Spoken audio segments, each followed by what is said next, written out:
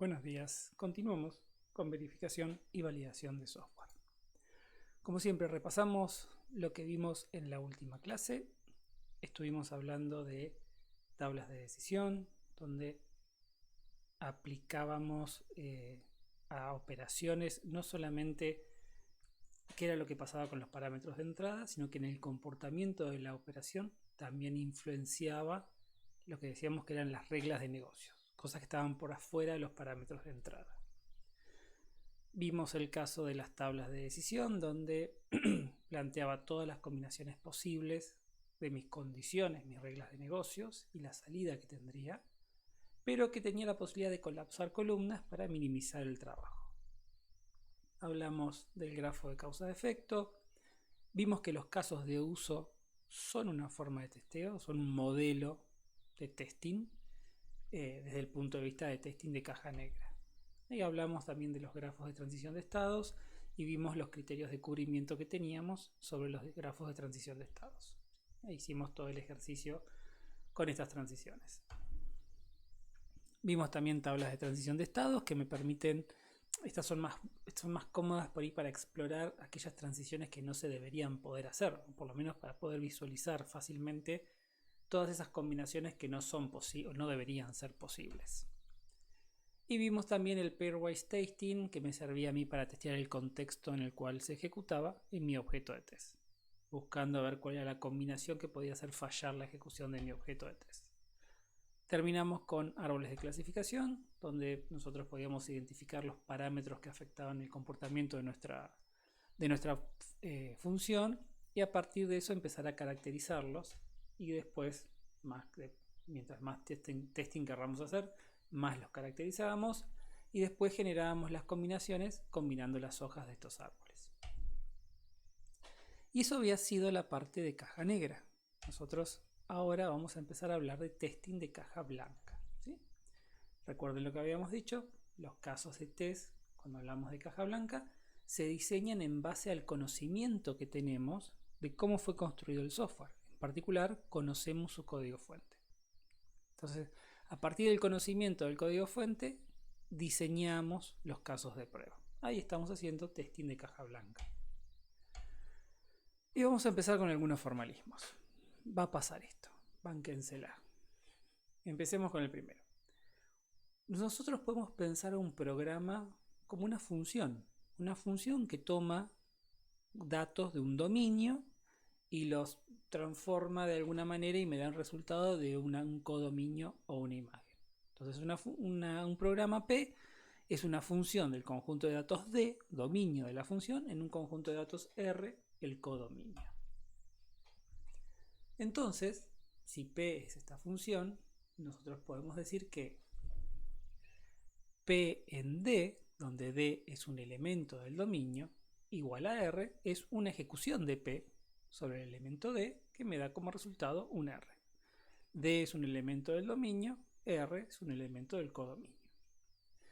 Podemos decir, si P de D es correcto, podemos decir OK de P de D. O sea que esto representa que efectivamente al ejecutar P con D, el resultado obtenido era el esperado.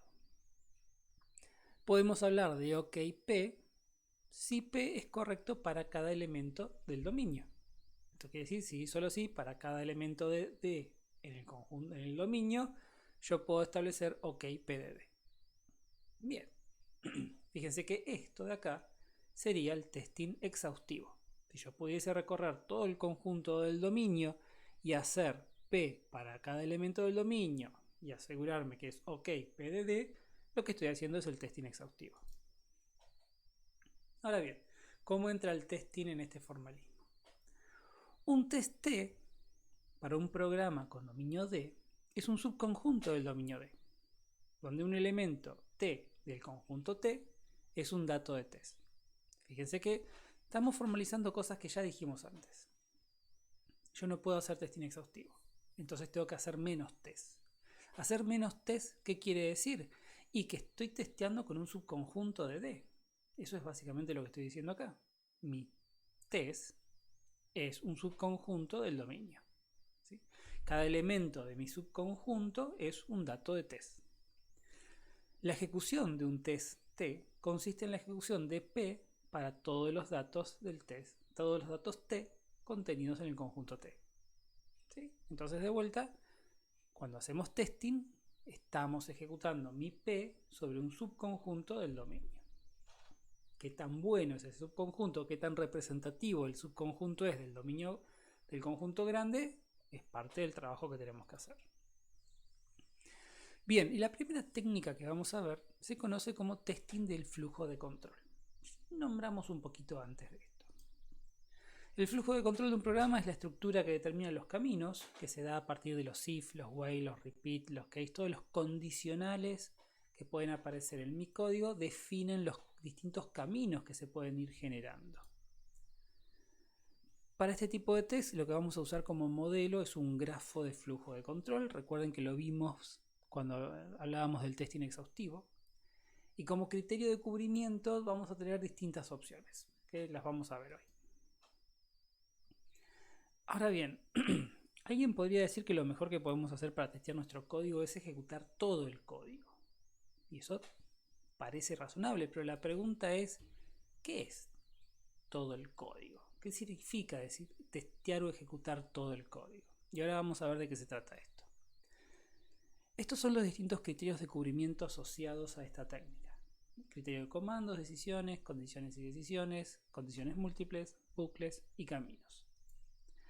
Es muy importante que cuando nosotros trabajemos con criterios de cubrimiento y más que nada cuando trabajemos con código, con testing de caja blanca, hablar de un cubrimiento del 100% no es equivalente a decir un test completo. ¿Sí? Un cubrimiento del 100% siempre va a estar asociado a una estrategia. Es decir, bueno, yo testé el 100%. ¿El 100% con respecto a qué? ¿A qué criterio de cubrimiento? ¿Qué criterio de cubrimiento usaste para decirme que es el 100%? Y ahí toma valor esa afirmación. Esta técnica va acompañada del grafo de flujo de control, que ya de vuelta ya lo habíamos visto, que es una representación visual, donde yo quiero enfatizar el flujo de control. Entonces yo tengo dos sentencias, B1 que va seguida de B2, eso lo puedo representar de esta manera, donde cada nodo es una sentencia. Eso significaría que estas tres sentencias en secuencia se representarían de esta manera. Como acá no hay flujo de control, o sea, es secuencial, no hay ninguna decisión, no hay ningún cambio, para simplificar estos bloques de código donde no hay ninguna bifurcación, los vamos a representar con un solo nodo. Cuando ya tenemos bifurcaciones es cuando se vuelve más interesante. Si yo tengo un then sin un else, lo podría representar así. La condición, si el then es verdadero va acá, después va acá. Si la condición es falsa, directamente va acá. Un if then else va a ser la figurita del rombo con la condición, el verdadero, el falso y lo que venga después. Estoy chocho con mi punterito, dibujito del punterito. Y un ciclo lo podemos representar de esta manera. Si fuese un do while sería equivalente. Entonces, yo puedo tomar este bloque de código. Tengo un bloque acá secuencial, un if, un then y un secuencial después. Que esto se va a representar de esta manera. ¿Sí?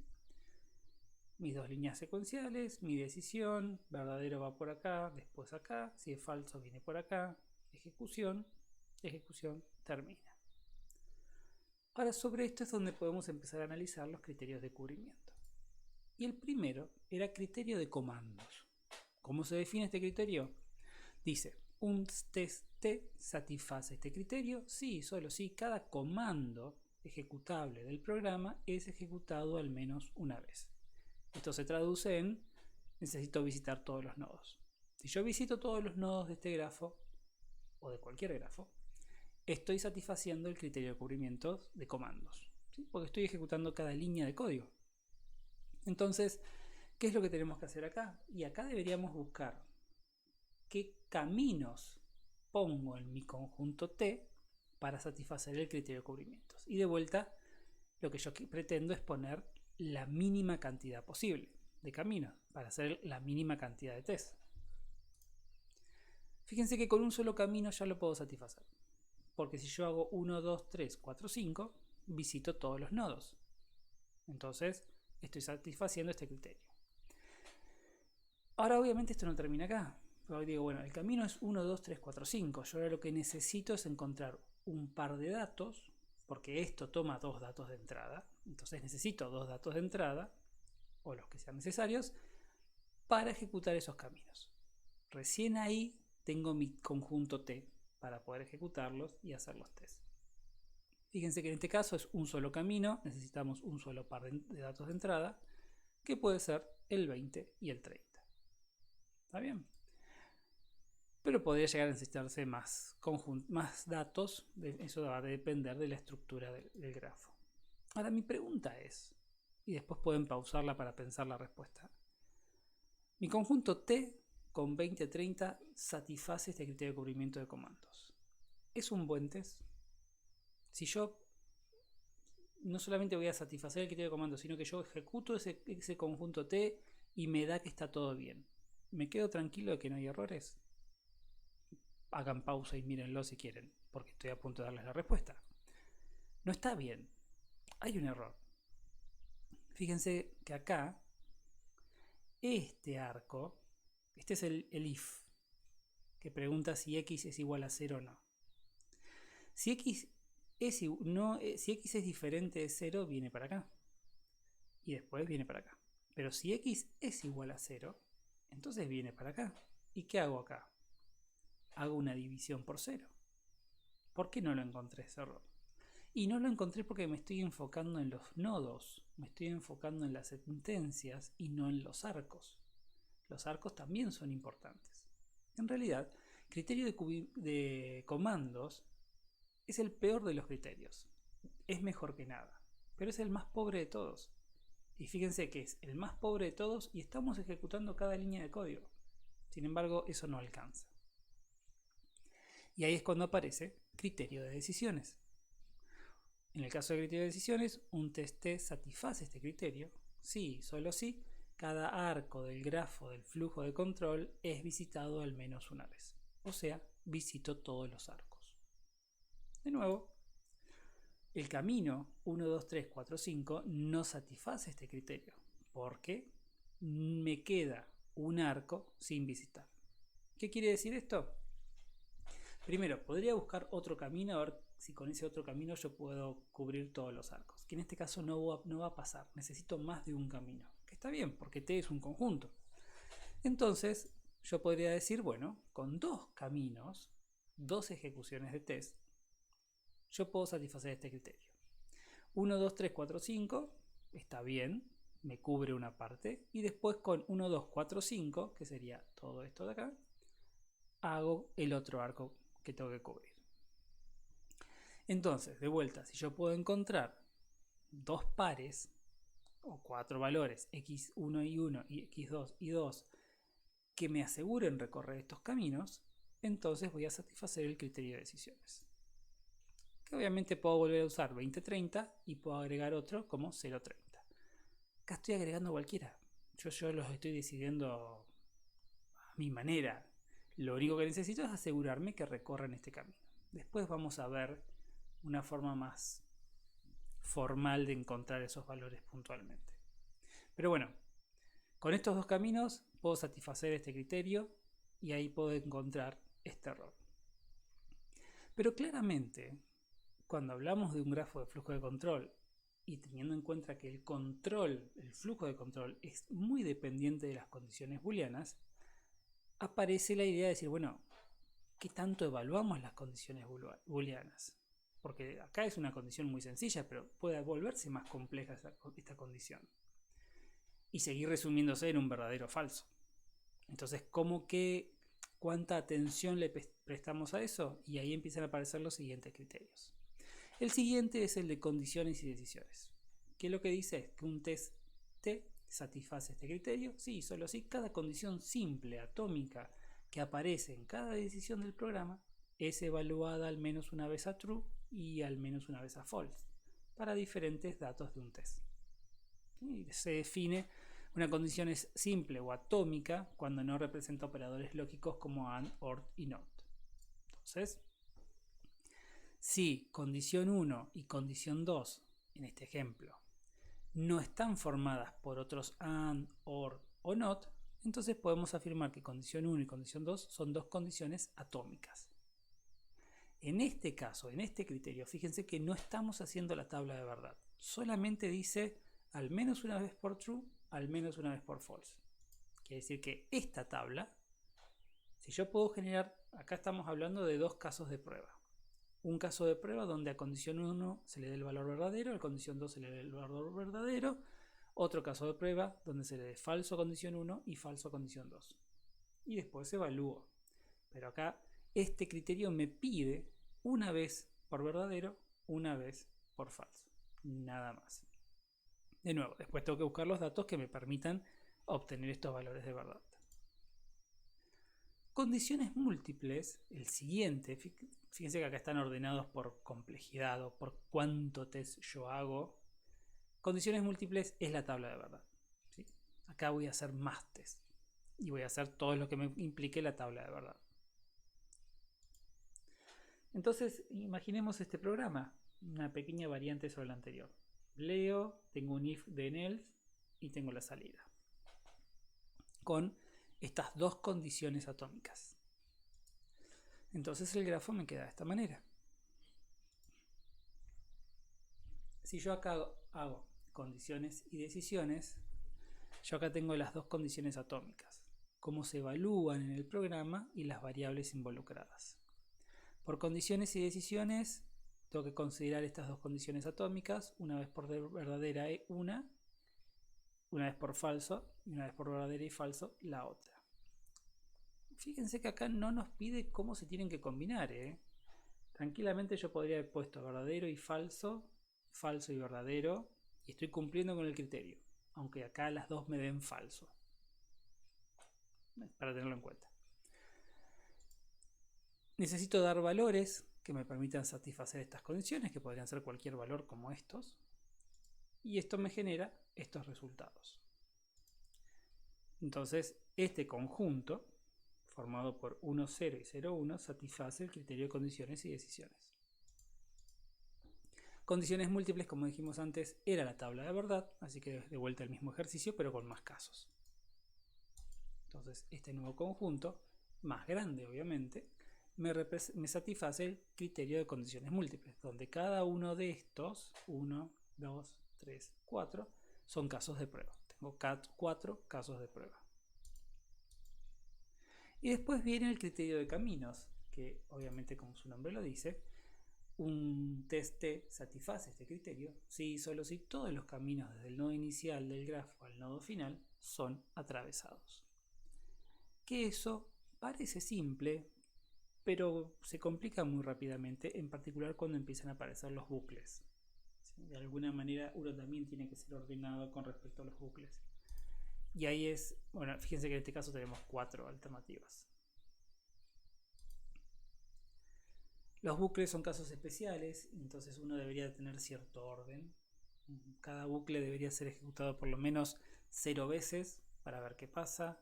Si tuviesen un caso máximo, ejecutar el caso máximo. Y si se pudiese calcular un valor promedio, también se debería ejecutar en ese valor promedio. Entonces, estos son los criterios de cubrimiento para grafo de flujo de control. Y yo les decía antes, en todo este proceso, al fin de cuentas lo que nosotros necesitamos son datos para ejecutar, para probar nuestro código. Todo esto lo estamos haciendo para saber cómo ser inteligentes en la decisión de los datos y elegir la menor cantidad de datos posibles para hacer el mejor test posible. En estas técnicas, que se basan por ejemplo en el grafo de flujo de control, terminábamos armando caminos. Decíamos, bueno, 1, 2, 3, 4, 5, 1, 2, 5, 4 o lo que sea. Y ahí tengo un conjunto que satisface el criterio que esté queriendo satisfacer. Pero la realidad es que al final del día yo necesito traducir todo eso a datos. Necesito, bueno, decime, el dato 3 y el dato 4 me genera el camino 1, 2, 3, 4, 5. O el dato que si es una fecha y un nombre, lo que sea. ¿Cómo yo obtengo los datos de entrada para poder satisfacer esos caminos? Y ahí aparece algo que se llama evaluación y ejecución simbólica. Lo presento cortito ahora y en la próxima clase lo vamos a desarrollar en más detalle. porque tenemos que estar todos muy frescos para este tema de ejecución simbólica, porque es medio heavy. La evaluación simbólica es un análisis que se hace, ¿sí? Donde ese análisis es una inspección del comportamiento del sistema para entender sus propiedades y capacidades. Veamos este código. Yo leo dos valores, calculo la suma y la muestro. Y acá podemos diferenciar lo que es el razonamiento sobre el cálculo. El cálculo lo que hace es hacer la cuenta y punto. Dame dos valores, hago la suma, la devuelvo, ya está, terminé. El razonamiento es el entender qué es lo que está pasando. Es lo que podemos llamar la semántica de las cosas. Y el razonamiento, la ventaja que tiene sobre el cálculo es que es más general.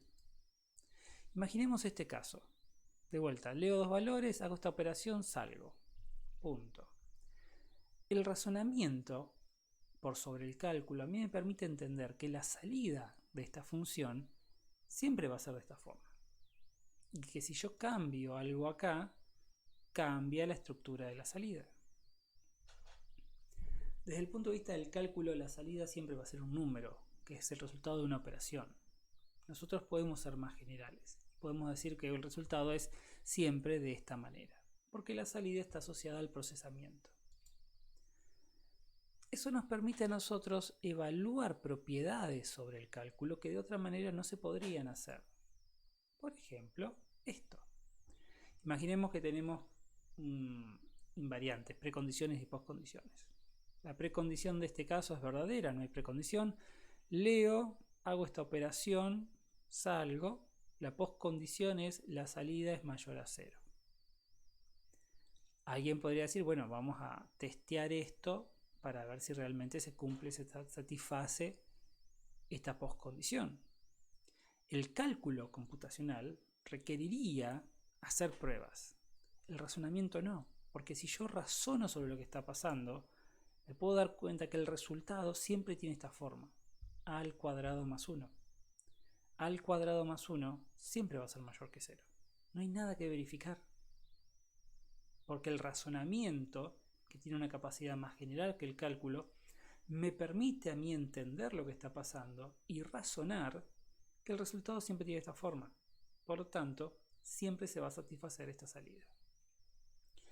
Este razonamiento, que no lo vamos a hacer hoy, pero este razonamiento nos va a permitir a nosotros descubrir cuáles son los datos puntuales que satisfacen ciertas condiciones que necesitamos.